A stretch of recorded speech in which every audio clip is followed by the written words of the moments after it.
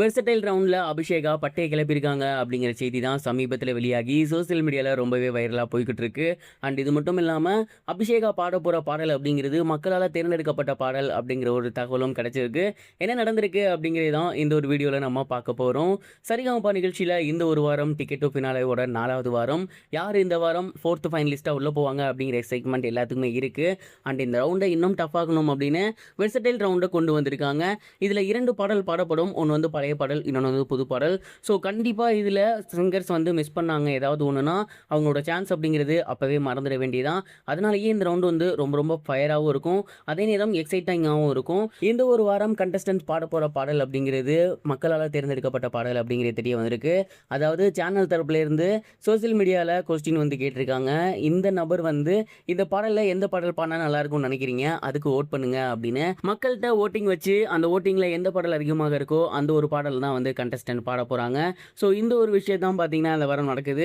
Contestant எல்லாத்துக்கும் இதே விஷயம் தான். அப்படி பார்க்கும்போது அபிஷேகாவுக்கு கிராமப்புற பாடல்களாக மட்டும் கிட்டத்தட்ட 4 பாடல்கள், லைக் சொல்லணும் அப்படின்னா சுப்பிரமணியபுரத்தில் மதுரை குழுங்க, பொங்குயிலே பொங்குயிலே பாட்டு, இந்த மாதிரி கிராமப்புற பாடல்களாக மட்டுமே 4 பாடல் கொடுத்துருக்காங்க. அதில் மக்கள் எதுக்கு அதிகமாக ஓட் பண்ணியிருக்காங்களோ அந்த ஒரு பாட்டை தான் அபிஷேகா பாட போகிறாங்களாமா. அண்ட் எனக்கு தெரிஞ்சு மதுரை குழுங்க சாங் தான் அதிகமாக ஓட்டிங்ஸ் பெற்று இருந்துச்சு.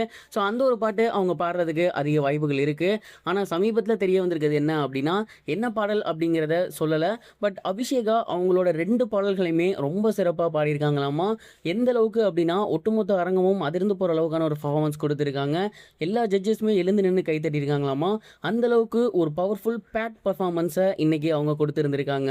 கடந்த 3 வாரங்களாக அபிஷேகா அவர்களோட பர்ஃபார்மன்ஸ் அப்படிங்கிறது ரொம்ப ரொம்ப சுமாராக தான் இருந்திருக்கு. அதுலேயும் கடந்த வாரம் அங்கே இருக்க ஜட்ஜஸே வந்து சொல்லியிருந்தாங்க, பாடல்லாம் நல்லா தான் இருந்துச்சு, ஆனால் அந்த பாடலுக்கு உங்களோட வாய்ஸ் டோன் வந்து கொஞ்சம் கூட செட் ஆகலை அப்படிங்கிற மாதிரி சொல்லியிருந்தாங்க. இந்த மாதிரியான கமெண்ட்ஸ்லாம் கேட்டதுக்கப்புறம் நம்மளே முடிவு பண்ணிட்டோம், அவ்வளோதான் அபிஷேகா இனிமேல் வந்து எப்படி பாட போகிறாங்களோ தெரில.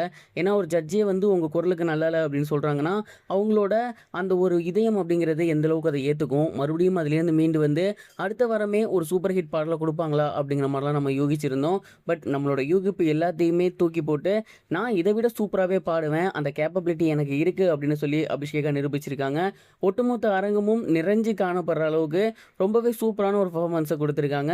ஸோ இதன் மூலியமா ஒரு நம்பிக்கை பிறந்திருக்கு. இந்த வாரம் 4வது ஃபைனலிஸ்ட்டாக அபிஷேகா செலக்ட் ஆக வாய்ப்பு இருக்குது அப்படிங்கிறது.